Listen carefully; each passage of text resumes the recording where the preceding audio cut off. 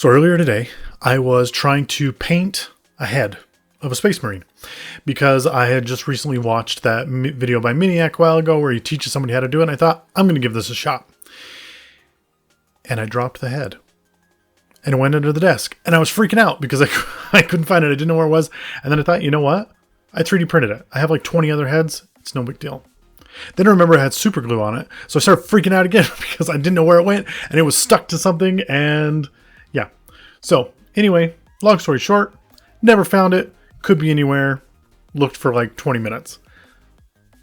Hopefully it's not stuck to something important. But it made me realize something. Everyone in this hobby should have a 3D printer. And it's not just for when you lose your head.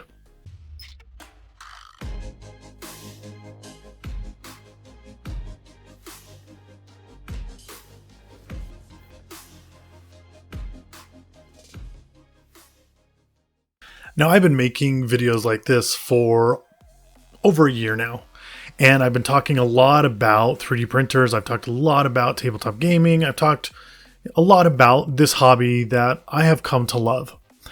And a lot of the time, I get people saying, well, you're just promoting this, this printing company and that printing company because you get paid to do it. Sponsorships, right? I wish. I wish that I was getting sponsored to do stuff like that, but I haven't reached that point yet. So take it from me. This is kind of like unbiased opinion of somebody who enjoys a hobby and thinks it's great. But you don't have to take my word for it. Every single content creator that I know of that does miniature painting, that does tabletop wargaming, has at least one video or two videos where they talk about, guess what? 3D printers. And there's a reason for it. 3D printers are awesome. They give access to things in our hobby that you don't normally have access to. And so what am I talking about? Well, it's easy. It gives you access to a lot of things. Like in my situation from before, I didn't like some of the helmets that came in a pack of Space Marines, and I wanted to change things up. I found free heads for Space Marines, and I printed them, and I have a bunch of them. And I printed the ones I liked. There were hundreds, but I found ones that I wanted, and I printed those out. And it took 2 seconds. Okay, that's an exaggeration. It didn't take long, It took a half hour to print them, and I cleaned them in about 4 or 5 minutes. And then I had these heads that I could do whatever I want with, including losing one in another dimension under my desk somewhere. Everyone who participates in this hobby has a bits box. A box that is filled with extra pieces. The stuff that they give you, the leftover bits from when you make models, if they have leftover bits. My bits box is a little different because it's a 3D printed bits box. When I first got into this hobby, I wanted to push 3D printers because I think they're so cool. I wanted people to use them, and so I started trying to print different things that people could use for the hobby and save money.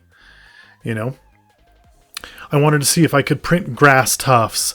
I wanted to see, if I could print trees and all these other things. And I've had limited success in a lot of those areas. I have multiple videos that are about printing rocks or printing trees, 3D printed trees, and they all create opportunities where I didn't have them before. And the funny thing is that when I first started printing, one of the huge limitations that I had is that I was using just standard resin. Okay, and standard resin is stiff and it's unforgiving, and yeah, sure, miniatures will break if you drop them, but there's other stuff out there. I've talked about the Wargamer resin before, and it's because I love it.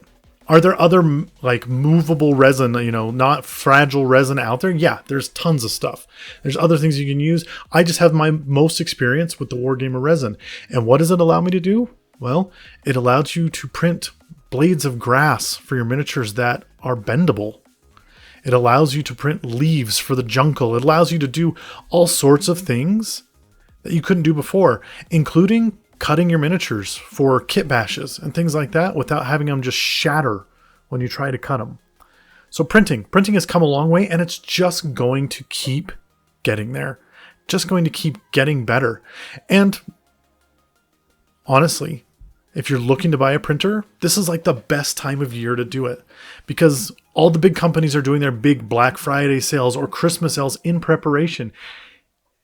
You can get a good printer for $200 or less right now. You can get great deals on resin where, anywhere from $10 to $15 a bottle, which is enough to print almost an army.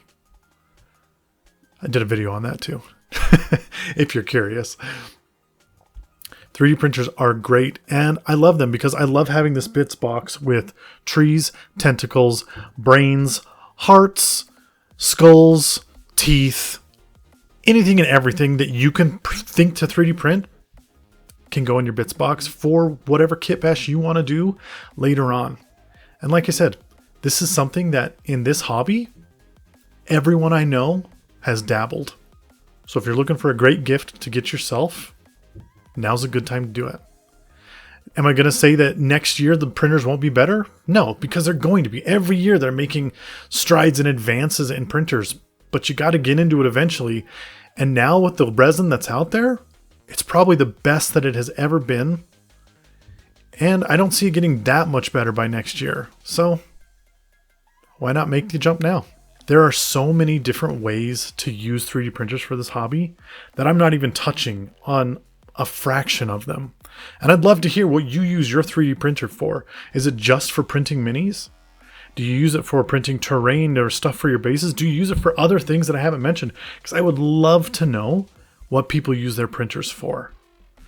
Because hey, it gives me more ideas on how to use mine and where to use it. And that's all I wanted to say on it.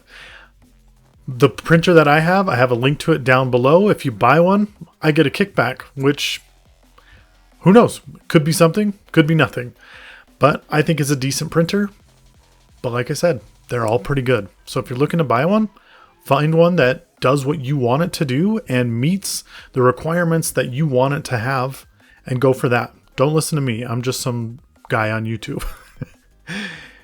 But in the meantime, if you like 3D printing, if you like tabletop wargaming, if you like the content that I'm making here, stick around. Like, subscribe, drop a comment below. It helps get this video out to other people. And if you have any questions about 3D printers or tabletop gaming, I will do my best to answer it for you and respond to every comment that I get. Because here at Pulsegate Games, we're all about making your experience the best it can be. And as always, don't spend so much time building your world, printing it, that you forget to spend some time in it. Until next time.